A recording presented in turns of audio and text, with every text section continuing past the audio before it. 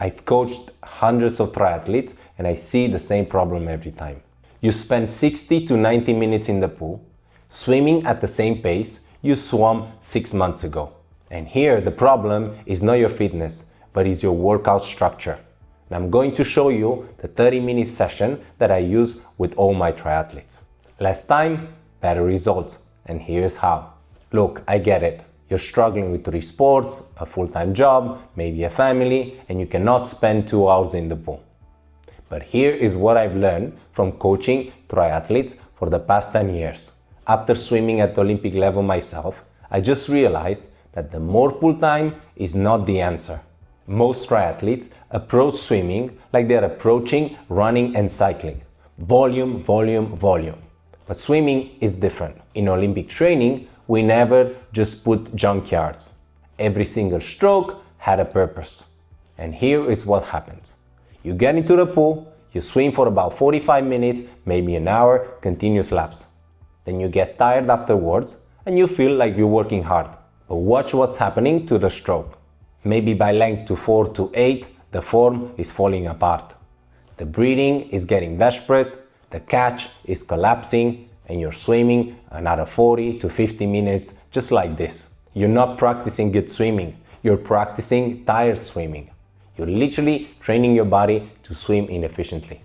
So here is what I do with every triathlete I coach. We cut time in half and we structured every single minute. This 30 minutes workout is based on Olympic training principles, but adapted for exactly what triathletes need: efficiency under fatigue, breathing control, and technique that holds up on the race day. And here is what we're covering. First, the workout structure. 3 blocks that replace random lap swimming. Second, the triathlete specific adjustments. And why this works, even whenever your legs are dead from yesterday's bike. And the third, how to track the progress without a coach watching. By the end of the video, you'll know exactly how I used to work with athletes training for Ironman, Olympic distance, and everything in between. And in the third block is where most triathletes completely fall apart under the race pace. But there is a simple fix for that. Okay, so this is what I see constantly. A triathlete gets in the pool and he thinks, oh, I need to get my meters in. So maybe you swim 1,000, 1,500, or maybe 2,000. One pace, moderate effort, form gets worse every lap, but they push it through because they're tough, they are triathletes, and they can handle discomfort. But here is the problem.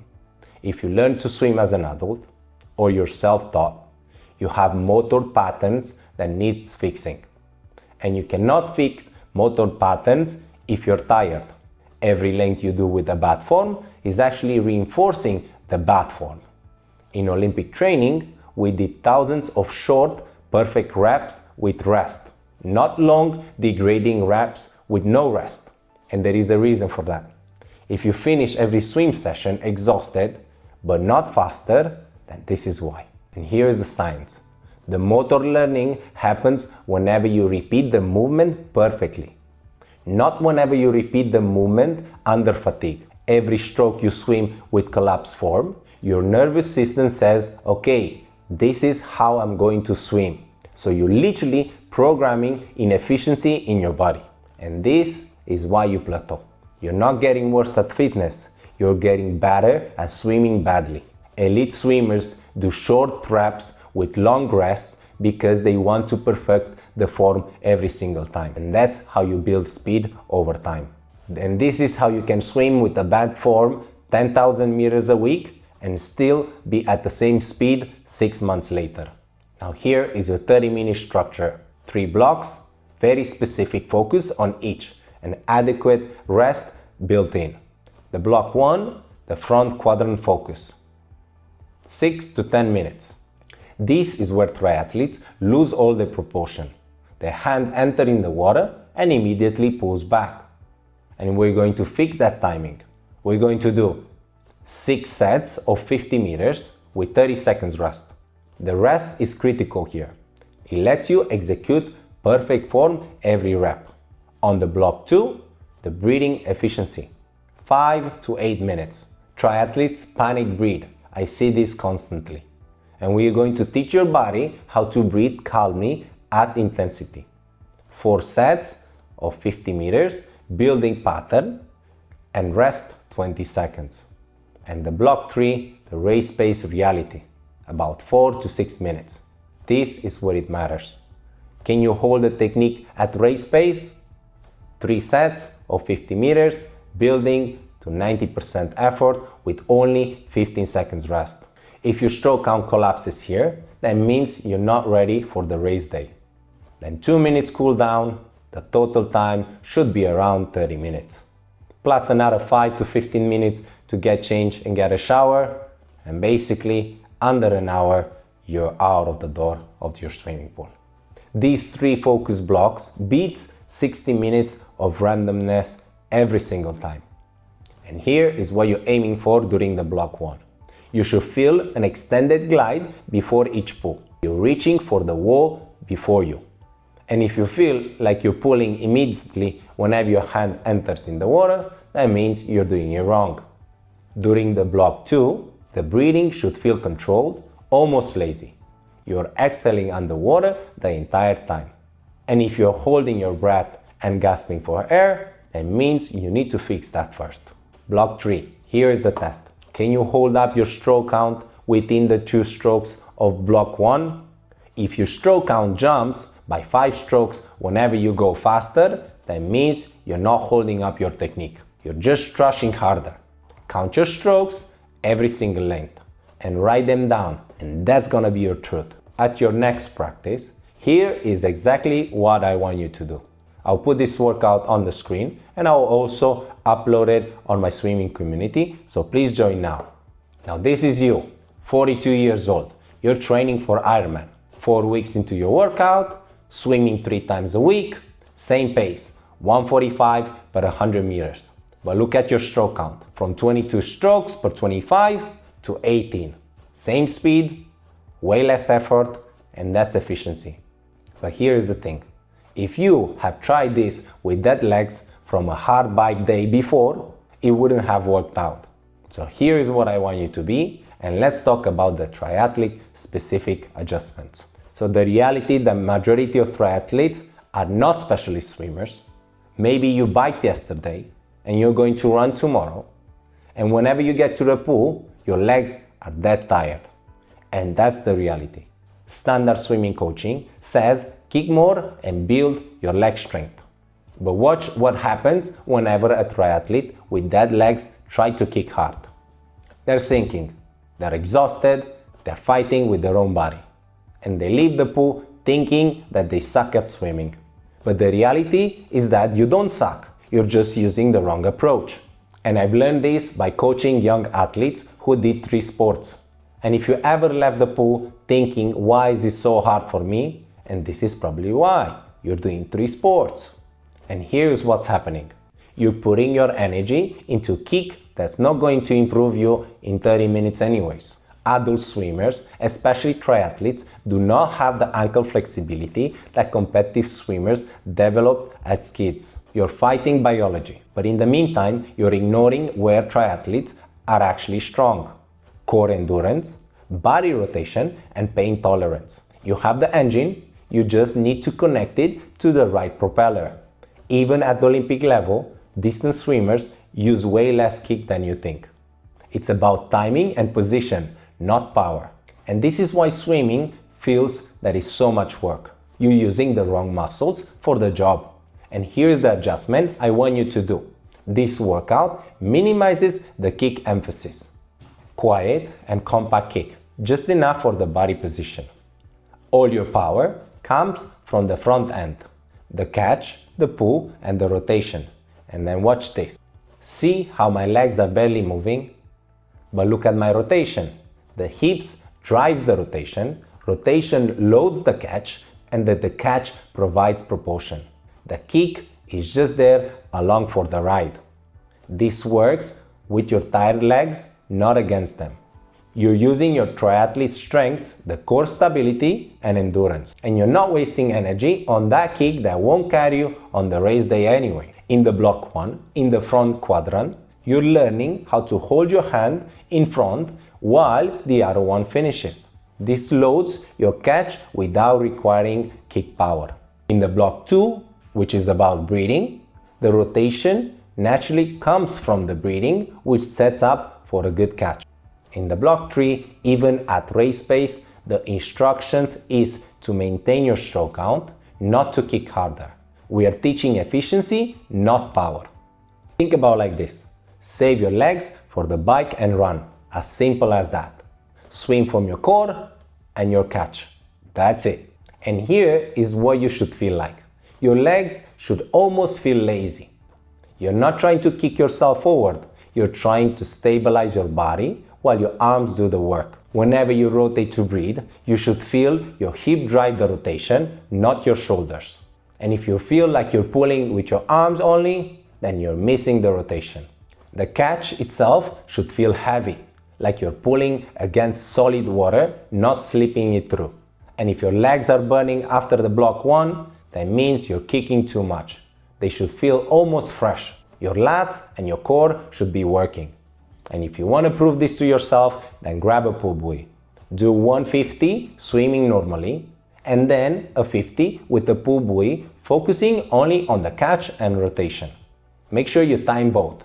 And I bet the pull buoy 50 is the same speed or even faster. And that's a proof that you don't need to kick whenever you think you need. After that, go back to your regular swimming, but keep the same feeling. Quiet legs, powerful front end. Try this during the block 1 of work. The pull buoy 50 should feel easier even though you're going the same speed. Now you see that? Same speed, way less effort. And that's what we're teaching your body to do with the pull buoy. Now, how do you know if these are actually working? Let's talk about tracking progress without a coach on deck. And here is what most triathletes do. Finish the workout, look at their watch, see a 1500 meters, 32 minutes, cool.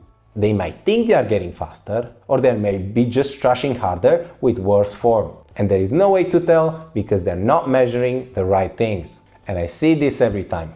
Triathletes will train for months, then show up to the race day, swim at the same time as last year, and they have no idea why. In Olympic training, we used to track everything, not just time. Stroke counts, stroke rate, perceived effort, technical execution, heart rate, and so on. These data used to drive the improvement. And if you ever wonder, why am I not actually getting better? Or you're working too hard, is because you're not tracking the right metrics. Now here is the problem. Without objective feedback, you have no idea if the work is paying off. Swimming feels hard every time. You cannot tell if you're more efficient or you're just more tired. So then motivation dies. And then you think, oh, I'm not a good swimmer. And then you start dreading the pool. But the truth is that you might be improving, you just cannot see it because you're not measuring correctly. And this is why self-coached triathletes plateau. They're flying blind. Now here are the 4 things you need to track. This takes about 30 seconds after workout. Literally 30 seconds of objective data on whether you're improving or not. The metric number 1 I want you to write down is count your strokes per 25. This is your primary metric. During the block 1, count your strokes every length. Write down the average. Week to week, this number should go down. If you're getting more efficient, that means you'll take fewer strokes at the same pace. And this is pure technique improvements. If your strokes are lower and at the same speed, that means your swimming efficiency gets better. The metric 2 I want you to track is breathing comfort. This is more subjective but important. Rate your breathing during the block 2 on a scale to 1 to 5. Basically 1 is I'm panicking, I'm dying, and 5, I could do this for the whole day. Now over the 4 to 6 weeks, this number should go up, and you're teaching your nervous system to stay calm. And the metric 3 I want you to take notes, it's form maintenance at intensity. In the block 3, compare your stroke count to the block 1. And if the block 1 was at 18 strokes, for example, then the block 3, 20 is acceptable. If the block 3 is 25, That means you're not holding up your technique. Now track the gap and it should narrow over time. So metric 4 is recovery time.